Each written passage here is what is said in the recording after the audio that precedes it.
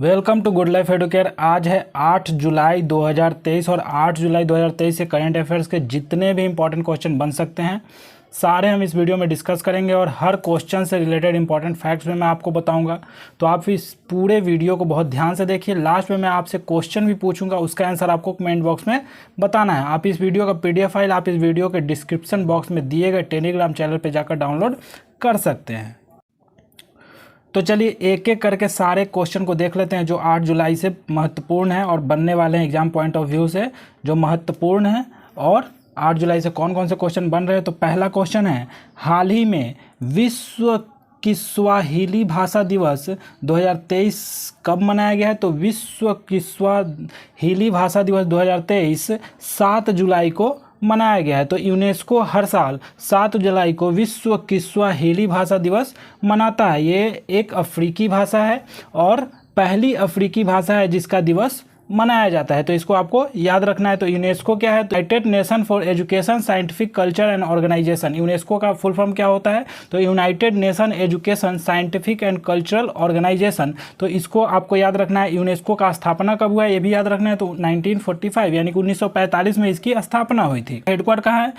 तो पेरिस में इसका हेडक्वार्टर है। हेड कौन है। तो ऑद्रे अजौलिया इसके हेड हैं। तो इतने सारे तथ्य आपको याद रखना है। अच्छा देख लेते हैं कि जुलाई महीने में कौन कौन से महत्वपूर्ण दिवस मनाए गए हैं। तो 1 जुलाई को राष्ट्रीय चिकित्सा दिवस मनाया गया है और राष्ट्रीय डाक कर्मचारी दिवस मनाया गया है। 2 जुलाई को विश्व खेल पत्रकार दिवस मनाया गया है। 3 जुलाई को अंतर्राष्ट्रीय प्लास्टिक बैग मुक्त दिवस मनाया गया है और 6 जुलाई को विश्व जूनोसिस दिवस मनाया गया है। तो इतने सारे दिवस आपको जुलाई महीने से याद रखने हैं। चलिए नेक्स्ट क्वेश्चन की बात करें। तो हाल ही में FPSB financial planning standard board India के नए CEO कौन बने हैं।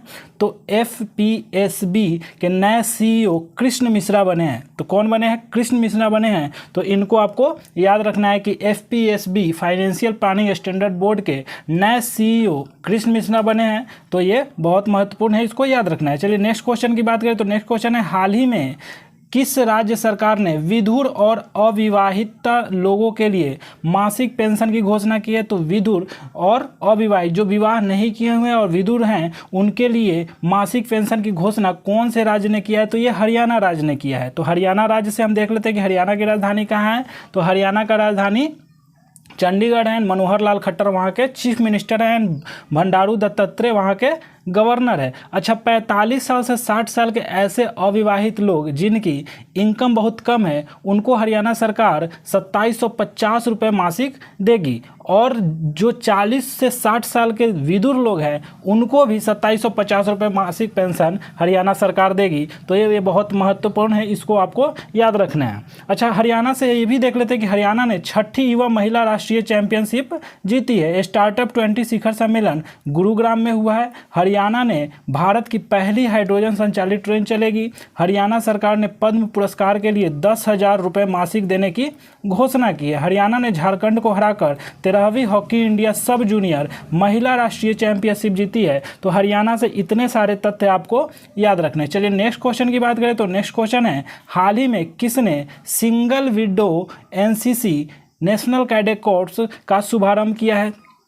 तो हाल ही में किसने सिंगल विंडो NCC की शुभारंभ कैडेट का शुभारंभ किया है। तो ये राजनाथ सिंह है जो कि रक्षा मंत्री है। इन्होंने सिंगल विंडो NCC की शुभारंभ किसने किया है। तो राजनाथ सिंह, ये रक्षा मंत्री है, भारत के रक्षा मंत्री राजनाथ सिंह है। हाल ही में भारत पे ने किसे अपना नया CTO नियुक्त किया है। तो इसको आपको याद रखना है कि पंकज गोयल को भारत पे ने अपना नया CTO नियुक्त किया है। तो CTO का फुल फॉर्म क्या है। तो चीफ टेक्निकल ऑफिसर भारत पे ने किसे नियुक्त किया है। तो पंकज गोयल को भारत पे ने CTO नियुक्त किया है। तो यही है पंकज गोयल, इनको आपको याद रखना है। अच्छा ये देख लेते हैं कि बास्केटबॉल फेडरेशन ऑफ इंडिया का अध्यक्ष आधव अर्जुन को चुना गया है। एंड ICAR की अनुसंधान सलाहकार समिति के अध्यक्ष नीरजा प्रभाकर को नियुक्त किया गया है। गूगल ने श्रीनिवास रेड्डी को भारत नीति प्रमुख के रूप में नियुक्त किया है।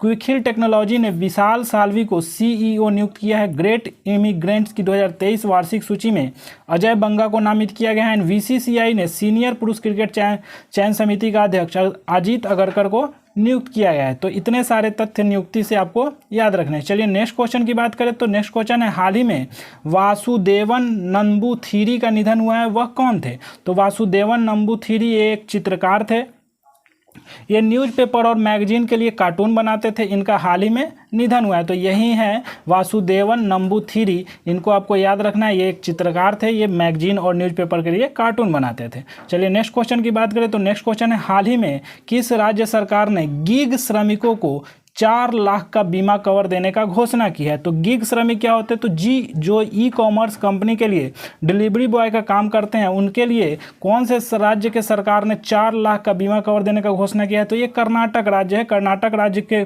कैपिटल क्या है? तो कर्नाटक का बेंगलोर कैपिटल है। वहाँ के चीफ मिनिस्टर कौन है? तो सिद्धारमैया है। तो सिद्धारमैया की सरकार ने ये 4 लाख का बीमा देने का घोषणा किया है। एंड वहाँ के गवर्नर कौन है? तो थावरचंद गहलोत वहाँ के गवर्नर है। अच्छा, कर्नाटक से ये देख लेते हैं कि राज्य कर्नाटक सरकार ने गृह ज्योति योजना शुरू की है। कर्नाटक धर्मांतरण विरोधी कानून को खत्म करेगा। यूटी खादर कर्नाटक विधानसभा के पहले मुस्लिम अध्यक्ष चुने गए हैं। बेंगलुरु में 25 अप्रैल 2023 को 12:17 PM जीरो शैडो डे का अनुभव किया गया है, यानी कि ऐसा टाइम जो कि 12:17 था, जिस पे जीरो शैडो डे यानी कि वहाँ पर कोई परछाई नहीं बन रही थी, यानी कि 12:17 पे जीरो शैडो डे का अनुभव किया गया। चलिए नेक्स्ट क्वेश्चन की बात करते हैं। तो हाल ही में किसे RBI के नए कार्यकारी निदेशक के रूप में नियुक्त किया गया है? तो नए कार्यकारी निदेशक के रूप में RBI के नियुक्त किए गए हैं P वासुदेवन, और ये फोटो में जो देख रहे हैं यही है P वासुदेवन। तो P वासुदेवन को RBI के नए कार्यकारी निदेशक के रूप में नियुक्त किया गया है, तो इसको आपको याद रखना है। और चलिए देख लेते हैं कि नए नियुक्ति से तो SBI ने कामेश्वर राव केदावंती को CFO नियुक्त किया है। सैन्य मामलों के विभाग के अतिरिक्त सचिव के रूप में अतुल आनंद ने पदभार संभाला है। FAO के महानिदेशक के रूप में Q डोंग्यू को पुनः चुना गया है। नेशनल साइबर सिक्योरिटी कोऑर्डिनेटर के रूप में MU नायर को नियुक्त किया गया है। भारत के सॉलिसिटर जनरल के रूप में तुषार मेहता को नियुक्त किया गया है। तो चलिए नेक्स्ट क्वेश्चन की बात करें तो हाल ही में किस राज्य सरकार ने वन कर्मियों को आग्नेयास्त्रों उपयोग के लिए छूट प्रदान की है? तो किस है? तो ये उड़ीसा की सरकार है, इसने वन कर्मियों को आग्नेयास्त्रों को उपयोग करने के लिए छूट प्रदान की है। तो उड़ीसा से देख लेते हैं कि उड़ीसा की राजधानी क्या है? तो भुवनेश्वर उड़ीसा की राजधानी है। वहाँ के चीफ मिनिस्टर कौन है? तो नवीन पटनायक वहाँ के चीफ मिनिस्टर हैं। गवर्नर कौन है? तो गणेशी लाल वहाँ के गवर्नर है। अच्छा, उड़ीसा में एक कामड़ा परियोजना से जुड़ा है, तो उड़ीसा एकाम्बरा परियोजना से जुड़ा है। तो एकाम्बरा परियोजना के बारे में हमने बताया था पिछले वीडियो में, अभी भी बता देते हैं कि क्या होता है एकाम्बरा परियोजना। तो ये मंदिरों से रिलेटेड है एकाम्बरा परियोजना, तो इसको आपको याद रखना है। अच्छा, GSI द्वारा ओडिशा में भारत का सबसे बड़ा नेचुरल पार्क खोजा गया है। गजपति कपिलेंद्र देव का 528वां राज्याभिषेक दिवस ओडिशा में मनाया गया है। ओडिशा में कृषि त्योहार राजा मनाया गया है। पहला जनजातीय खेल महोत्सव भुवनेश्वर में संपन्न हुआ है। अच्छा, उत्कल दिवस कब मनाया जाता है? तो 1 अप्रैल को उत्कल दिवस मनाया जाता है। और उड़ीसा में ही है वेलर द्वीप, और वेलर द्वीप का हाल ही में नाम बदलकर APJ अब्दुल कलाम द्वीप कर दिया गया है। तो उड़ीसा से इतने सारे तथ्य आपको याद रखने हैं। चलिए नेक्स्ट क्वेश्चन की बात करें तो हाल ही में किस राज्य सरकार ने विदेशी कैदियों को वीडियो कॉलिंग का अनुमति दिया है? तो महाराष्ट्र सरकार ने विदेशी कैदियों को वीडियो कॉल करने की अनुमति दी है। तो हर 2 सप्ताह में एक बार अपने परिजनों को वीडियो कॉल कर सकते हैं। इसकी टाइम लिमिट 15 मिनट रहेगी, और वीडियो कॉल करने से पहले उन्हें एप्लीकेशन लिखकर देनी होगी। और ये फैसिलिटी पाक और बांग्लादेश के कैदियों पर एप्लीकेबल नहीं होगा, यानी कि ये जो फैसिलिटी महाराष्ट्र द्वारा दिया जा रहा है ये पाकिस्तान और बांग्लादेश के कैदियों के लिए एप्लीकेबल नहीं होगा। ये इन दोनों देशों के कैदियों को छोड़ करके सारे कैदियों के लिए ये एप्लीकेबल होगा। और वीडियो कॉल करने से पहले उनको एक एप्लीकेशन लिखनी पड़ेगी। एंड वीडियो कॉल का टाइम लिमिट 15 मिनट होगा, ठीक है। और ये 2 सप्ताह में एक बार वीडियो कॉल ये कैदी कर सकेंगे। अच्छा, महाराष्ट्र का कैपिटल क्या है? तो मुंबई है। एंड वहाँ के चीफ मिनिस्टर कौन है? तो एकनाथ शिंदे वहाँ के चीफ मिनिस्टर। एंड गवर्नर कौन है? तो रमेश बैस वहाँ के गवर्नर है। अच्छा, नागपुर में इतवारी रेलवे स्टेशन का नाम सुभाष चंद्र बोस के नाम पर रखा जाएगा। Iron Man premier handball league का चैंपियन महाराष्ट्र बना है। 8वें वैश्विक औसत गुणवत्ता सम्मेलन का आयोजन मुंबई में किया गया है। महाराष्ट्र सरकार ने विट्ठल रुक्मिणी वारकरी बीमा छात्र योजना शुरू किया है। तो इतने सारे तथ्य आपको महाराष्ट्र से याद रखना है। चलिए नेक्स्ट क्वेश्चन की बात करें तो हाल ही में 67वां TAAI सम्मेलन कहाँ होगा। तो सबसे पहले आपको ध्यान में आएगा कि TAAI का फुल फॉर्म क्या होता है, तो travel agent association of India इसका फुल फॉर्म होता है। तो इसका 67वां TAAI सम्मेलन कहाँ होगा, तो ये कोलंबो में होगा। तो इसको आपको याद रखना है। चलिए नेक्स्ट क्वेश्चन की बात करें तो हाल ही में किस देश के क्रिकेटर तमीम इकबाल ने अंतर्राष्ट्रीय क्रिकेट से संन्यास लेने की घोषणा की है। तो ये बांग्लादेश के क्रिकेटर है तमीम इकबाल, जिन्होंने अंतर्राष्ट्रीय क्रिकेट से संन्यास लेने की घोषणा की है। तो बांग्लादेश का कैपिटल क्या है, ढाका, एंड वहाँ की करेंसी क्या है, तो टका वहाँ की करेंसी है, टका चलता है। एंड प्रेजेंट टाइम के प्रधानमंत्री कौन है, तो शेख हसीना वहाँ के प्रेजेंट टाइम के प्रधानमंत्री हैं। एंड प्रेसिडेंट कौन है प्रेजेंट टाइम के, तो मोहम्मद शहाबुद्दीन वहाँ के प्रेसिडेंट हैं। अच्छा, बांग्लादेश में 40% से अधिक लड़कियों की शादी 18 साल से कम उम्र में हो जाती है। भारतीय रेलवे ने बांग्लादेश को 20 ब्रॉडगेज इंजन सौंपे हैं। बांग्लादेश और अमेरिका के बीच संयुक्त नौसैनिक अभ्यास चट्टोग्राम में शुरू हुआ है। भारत और बांग्लादेश ने 50 स्टार्टअप एक्सचेंज प्रोग्राम शुरू किया है। 6वें भारतीय महासागर सम्मेलन की मेजबानी ढाका करेगा। तो इतने सारे तथ्य आपको बांग्लादेश से याद रखने। चलिए नेक्स्ट क्वेश्चन की बात करें तो हाल ही में कौन सी राज्य सरकार 12वीं पास करने वाली मेधावी छात्रों को स्कूटर प्रदान करेगी। तो ये असम की सरकार है, जो कि हाल ही में घोषणा की है कि 12वीं के पास करने वाली मेधावी छात्र एवं छात्राओं को स्कूटर प्रदान करेगी। तो ऐसे छात्राएं जो अपना 12th में 60% से अधिक मार्क्स से पास करेंगे उन्हें स्कूटर मिलेगा। और ऐसे छात्र जो अपना 12th 75 से अधिक मार्क्स से पास करेंगे उनको भी स्कूटर मिलेगा। तो लड़कियों के लिए क्या है, जो 12वीं की पास करेंगे उनको 60% से अधिक मार्क्स लाने हैं। एंड लड़कों के लिए क्या है, तो 75% से अधिक मार्क्स लाने पर उनको असम सरकार स्कूटर देगी। तो असम की राजधानी क्या है, दिसपुर है। एंड वहाँ के चीफ मिनिस्टर कौन है, तो हेमंता विश्व शर्मा। एंड वहाँ के गुलाब चंद कटारिया वहाँ के गवर्नर है। तो इतने सारे तथ्य आपको याद रखने हैं असम से। अच्छा, ये देख लेते हैं कि भारतीय महिला टीम ने जगह बनाने वाली असम की पहली महिला कौन बनी है, तो उमा छेत्री बनी है। असम सरकार ने ब्रह्मपुत्र के नीचे पहली अंडर वाटर सुरंग बनाने की घोषणा की है। ECEI ने असम के लिए मसौदा परिसीमन प्रस्ताव प्रकाशित किया है।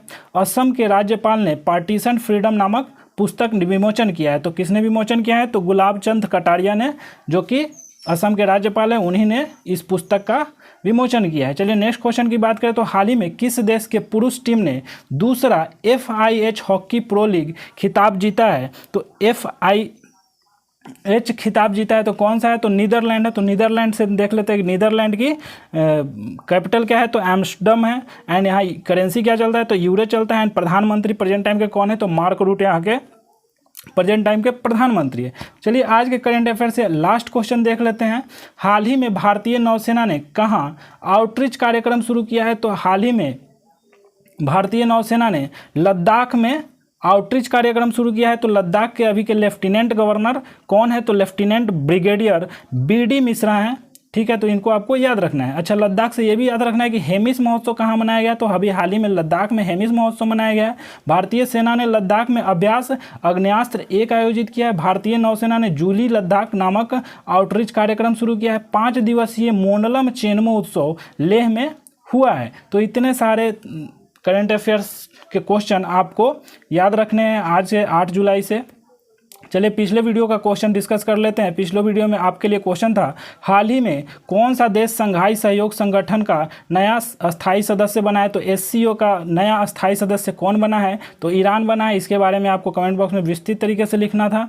तो पहले से 8 सदस्य थे और हाल ही में एक नया सदस्य और जुड़ गया है, जो कि ईरान है। तो इसको आपको विस्तृत तरीके से कमेंट बॉक्स में लिखना था। चलिए आज के वीडियो से आपके लिए क्वेश्चन है जो इस प्रकार है कि हाल ही में भारत ने किस देश को स्टार्टअप 20 की मसाल सौंपी है। तो अभी जो हाल ही में स्टार्टअप 20 जो हुआ था गुरुग्राम में, उसमें भारत ने किस देश को मसाल सौंपी है। तो इसको आपको कमेंट बॉक्स में विस्तृत तरीके से लिखना है। अगर आप चैनल पर नए हैं तो चैनल को सब्सक्राइब कर ले। चैनल को सब्सक्राइब करने के बाद इस आइकन को दबा दें, क्योंकि आप जब बेल आइकन को दबा देते हैं तो आपको नोटिफिकेशन सबसे पहले मिलती है। आप चैनल से अपडेट रहेंगे। जब भी इस चैनल पर वीडियो डलेगा तो आपके पास अपडेट सबसे पहले पहुँच जाएंगे।